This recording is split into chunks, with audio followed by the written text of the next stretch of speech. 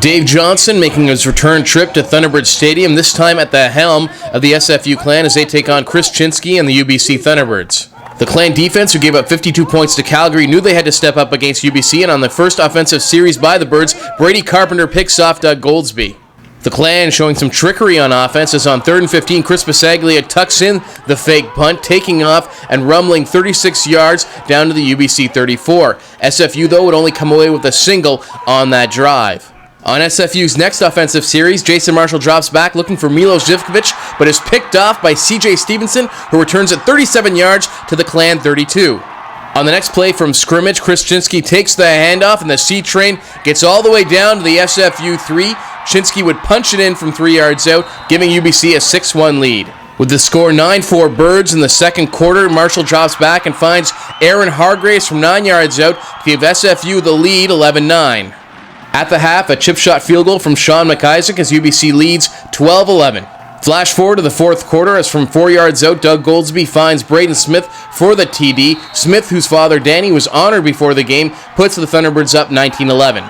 SFU refusing to quit, the Clan get all the way down to the 12-yard line, but on third down looking for Aaron Hargreaves and just out of his reach. Then again on third down looking for Chris Bisaglia, but they can't connect, and UBC holds on to win 19-11.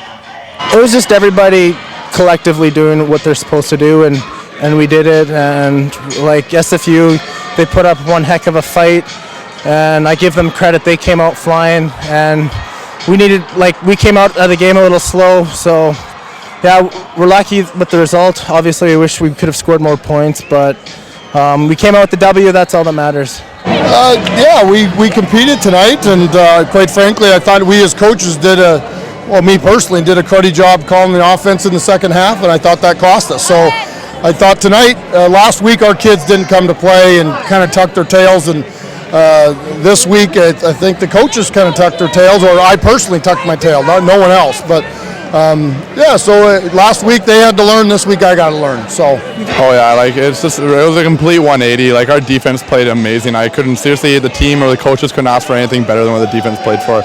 On offensively, we moved the ball, but when it came down to making plays, as in touchdown wise, we just didn't have it, and I'm going to put fault on my part on that one. But seriously, we're there. We're like that one play away from being an excellent team, and we really showed the rest of CIS that we can actually play football with the rest of these teams. So you know what, our defense played really well. Offensively, I think in the first half we did very well. The second half, we just couldn't sustain that momentum and just couldn't finish the deal. Here with CKNW's Jim Mullen, who will have the game for you next weekend on Shaw Cable between UBC and Manitoba. Jim, SFU loses the game 19-11, but have to be impressed with their play of their defense. I was impressed with the enthusiasm of their defense, and I was also impressed with the way that they made first contact on Chris Ciezki as an entire unit. What you see with this SFU defense is the aggressive nature of a Lou Delorier defense. Lou Delorier may have not done a heck of a lot at UBC as a head coach, but as a defensive coordinator, very respected by his players, maybe the best defensive player ever at UBC, left his mark with the Edmonton Eskimos. You saw his attitude on the field tonight. Looking at the schedule, what are SFU's best chances to pull out a win this season? I would say that Alberta is a great chance. There's a lot of changeover at Alberta. They don't have great quarterbacking right now. A very suspect defensive backfield. This is where some of your larger receivers like a Hargreaves can take advantage of the secondary over at Alberta, as I think he could have more tonight if they would have thrown in his direction more with some very weak cornerbacks on the UBC Thunderbirds. So Alberta's one on the calendar. I'd also say the University of Regina, there's a possible win there, and Shrumble up at SFU, which I think is going to be a very emotional moment for this SFU program, as the game is going to be up on the hill. I think that's a game that they can take from UBC, and I think they leave here tonight believing that they can.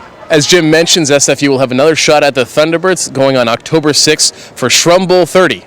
For the Clan Athletics Network, I'm Scott McLean.